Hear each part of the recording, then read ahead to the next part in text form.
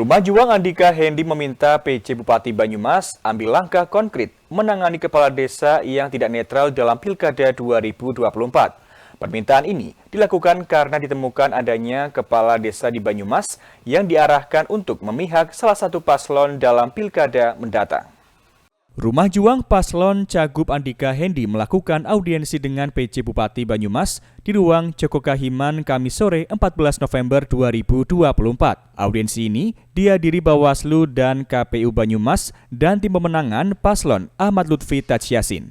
Dalam audiensi, Koordinator Rumah Juang Aan Rohaini meminta PJ Bupati Banyumas Iwanuddin Iskandar untuk bisa mengambil langkah konkret terhadap kades yang tak netral agar tidak menjadi alat politik dalam pilkada serentak. Audiensi dilakukan karena ia menemukan adanya salah satu kades di Banyumas yang akan diarahkan sebagai alat politik dalam pilkada mendatang untuk mendukung salah satu paslon Jawa Tengah di Banyumas. Hal itu sudah ia laporkan ke Bawaslu Banyumas. Kenapa? Karena begini, kalau urusan betul bahwa ini sedang pilkada, tapi urusan netralitas kepala desa itu juga kan diatur di dalam undang-undang desa ya. Artinya bagaimanapun sebagai perangkat pemerintahan di tingkat paling bawah, desa ini kan memang mengemban langsung bersentuhan dengan pemilih, maka potensi konfliknya yang ada di desa itu tinggi. Kalau dari kami hanya berharap bahwa pemerintah daerah dalam hal ini Pak PJ juga melakukan tindakan-tindakan untuk memastikan bahwa dalam Pilgub 2024 ini ada tindakan konkret dari pemerintah daerah dalam hal ini Pak PJ untuk menertibkan barisan kepala desa yang ada di wilayahnya. Sebelum acara pertemuan kali ini juga kami melihat memang dari Pak PJ Bupati Banyumas ini juga sudah memberikan himbauan dan surat terkait dengan netralitas sampai. Dari hasil audiensi, PJ Bupati Banyumas menyampaikan jika dari penyampaian Bawaslu Banyumas, kades terduga belum melakukan tindakan. Sementara pihaknya sudah melakukan sosialisasi kepada para camat dan kades tentang netralitas ASN pada bulan September 2024.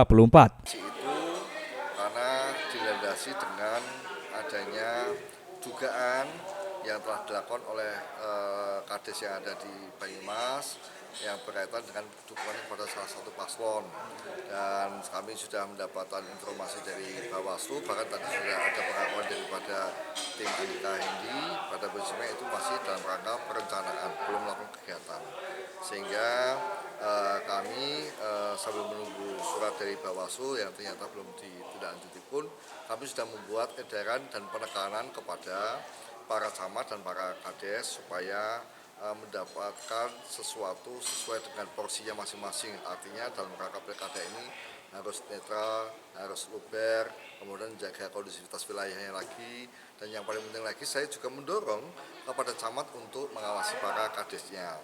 Kemudian pada camat dan para kades pun saya juga memastikan untuk semua masyarakat yang sudah terdaftar dalam daftar tetap supaya dapat nyoblos pada tanggal 27, sehingga partisipasi publik atas pelaksanaan pilkada yang ada di Banyumas ini, baik itu gubernur maupun bupati wakil bupati, dapat berjalan dengan baik. Diketahui Banyumas termasuk dalam kategori 10 daerah dengan kerawanan tinggi ketidaknetralitasan kades dan ASN. PJ Bupati menyampaikan jika pihaknya sudah menyampaikan edaran penegakan netralitas kepada para kepala desa dan camat. Ia akan memastikan jalan pilkada akan dapat terjaga dan memastikan partisipasi publik untuk memilih pada pilkada. Terkait sanksi dalam pelanggaran pilkada oleh kades, sanksi akan menyesuaikan penerapan yang disampaikan oleh Bawaslu. Dari Banyumas, Aji Wibowo, Satelit TV, mewartakan.